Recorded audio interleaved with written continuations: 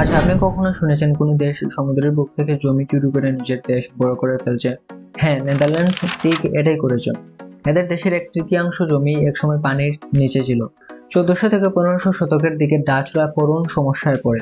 সামান্য বড় জোয়ার আসলেই পুরো এলাকা ভাসিয়ে নিয়ে যেত। তখন তারা একটা ক্রেজি ডিসিশন নিল।